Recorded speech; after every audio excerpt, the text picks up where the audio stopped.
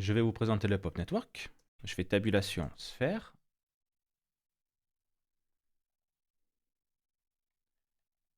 Je tire un lien, je vais ajouter un Pop Network. Et si je vais à l'intérieur, il a ajouté ces nodes automatiquement pour moi.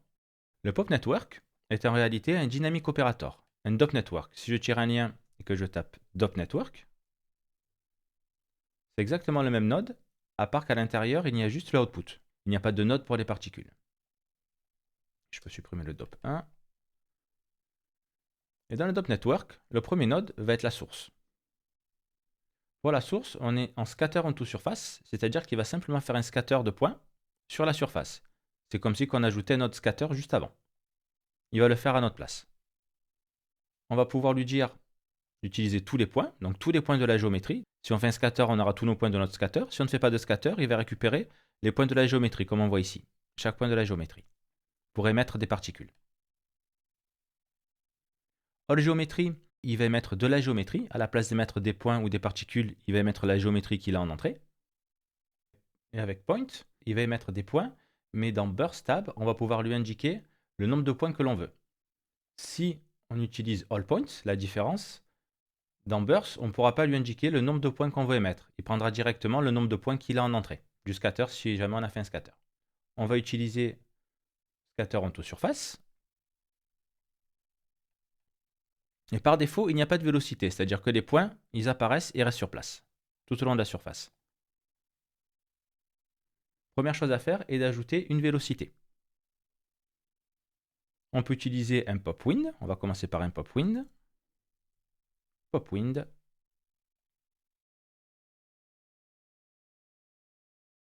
Amplitude, on est à 0, donc ça ne changera rien. On va augmenter l'amplitude, on va la passer à 1. Et si on appuie sur play, ça va extrêmement vite. Alors ça va très très vite, parce qu'on n'a pas dit à Houdini de rester sur 24 fps, de rester sur le nombre de frames par seconde qu'on a décidé. En cliquant Real Time, cette icône, on va aller beaucoup moins vite. Il essaye de maintenir la cadence de 24 fps. 24 fps parce qu'ici, sur le premier bouton, on peut régler le nombre d'images par seconde. Moi je suis à 24 fps et la durée de la timeline de la frame 1 à 240. On va le laisser sur 24 fps. Lorsque la barre devient bleue, en bas, ça veut dire qu'il a mis la simulation en RAM. Et elle s'affichera beaucoup plus vite quand on fera play. Là, on a ajouté une première vélocité. Si je retourne dans le pop source, dans burst, on va avoir différentes options. On va avoir impulse activation et constante activation. Si l'activation est sur 1, ça va émettre. S'il est sur 0, ça ne va pas émettre. Pareil pour constante activation. Et en dessous, le rate, constant burst rate ou impulse count, ça va être le nombre de particules qui vont être émises. La différence qu'il y a entre l'impulse et le constant, l'impulse va créer des particules pour chaque frame. Si vous êtes à 24 fps, il va créer 24 fois les particules en une seconde. Et la constante activation, il crée des particules toutes les secondes. Pour l'instant, on peut laisser constante activation sur 1 et constant burst rate sur 5000. Je vais désactiver l'affichage des points. Pour le moment, on affiche des points sur le viewport pour notre simulation de Firefly, mais on peut aussi afficher des pixels. Je reste appuyé clic gauche et tout en bas, on a Particle Point ou Pixels. En affichant les pixels au lieu des points, je vais avoir besoin de plus de particules. Je vais passer le constant burst rate à 50 000. Lorsqu'en bas sur la timeline, on a une barre orange, cela veut dire que des modifications ont été apportées à la simulation, mais que Houdini ne les a pas encore calculées. Dans notre cas, on a passé le burst rate à 50 000. Pour que ce soit pris en compte, on peut revenir sur la première frame de la simulation, ici la frame 1, mais quelquefois ça ne marche pas. Il faut revenir sur le Pop Network, et dans Simulation, on va voir Reset Simulation. Quelquefois, il faut le forcer un petit peu. Je retourne à l'intérieur du Pop Network, et si je fais Play, on voit plus de particules. Dans le viewport en bleu, on a le guide de la sphère qui s'affiche, on peut le désactiver en décochant cette case à cocher dans le pop source. Dans ce cas-là, on va voir que nos particules.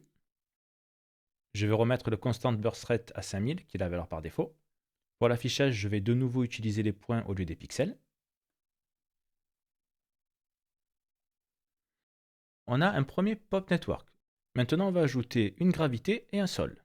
On va commencer par la gravité. On va utiliser le node Gravity, juste en dessous le pop solver. Et maintenant, toutes nos particules vont tomber.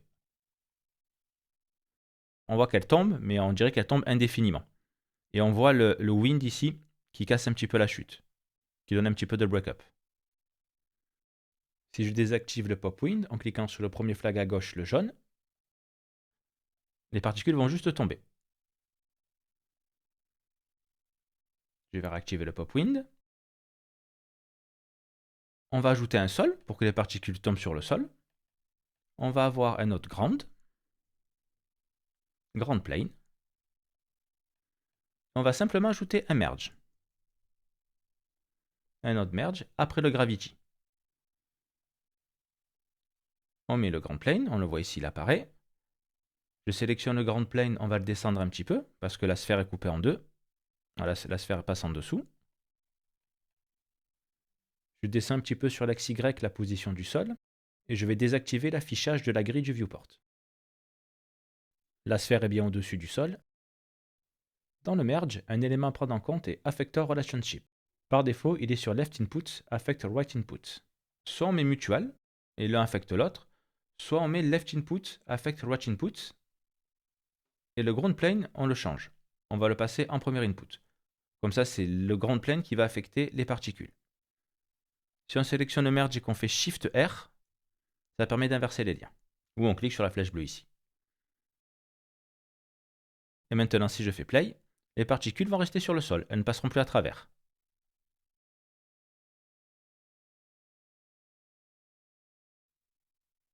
On voit qu'elles rebondissent un petit peu.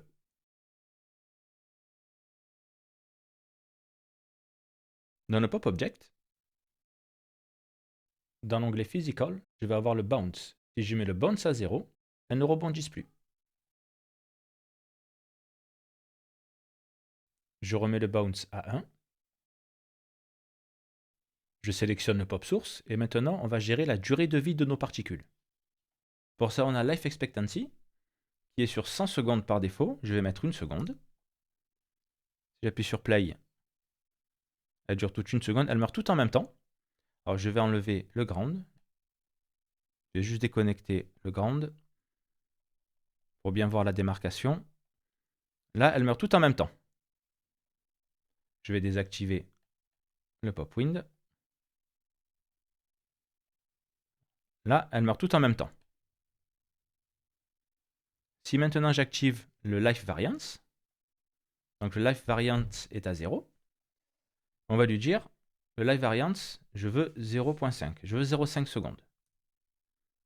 C'est-à-dire qu'il y a des particules qui vont vivre 0,5 secondes et il y a des particules qui vont vivre 1,5 secondes.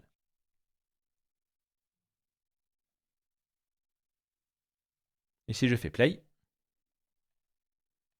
les particules ne meurent plus toutes en même temps. On n'a plus la sphère qu'on avait sans le life variance. Si j'enlève le life variance,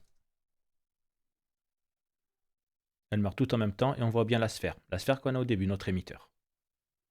Je remets le life variance à 0.5, une demi-seconde.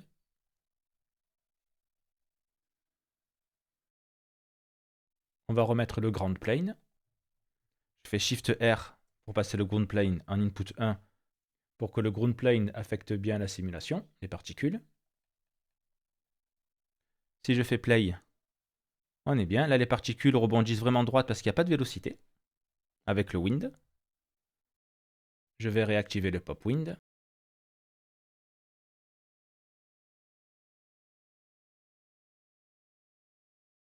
Je désactive le gravity.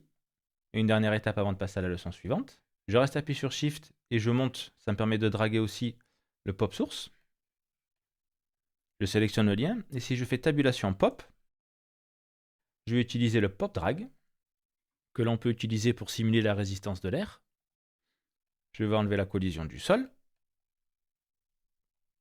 On va voir la différence avec et sans le pop drag. Là, c'est avec le pop drag. Et si je désactive le pop drag, les particules vont beaucoup plus loin. Il y a beaucoup moins de résistance au niveau de l'air. Le pop wind a aussi sa propre résistance, sa propre R résistance ici. Si je la mets à 0 et que je fais play, rien ne va se passer. Rien ne va se passer parce que le R résistance du pop wind n'est pas le même que le R résistance du pop drag. Le R résistance du pop drag va ralentir les particules et le R résistance du pop wind va définir jusqu'à quel point les particules vont être influencées par ce wind. Si on met 0, il n'y aura absolument aucune influence. C'était une petite présentation du Pop Network. Maintenant, on va passer sur notre premier fixe, les lucioles. On va créer des Firefly.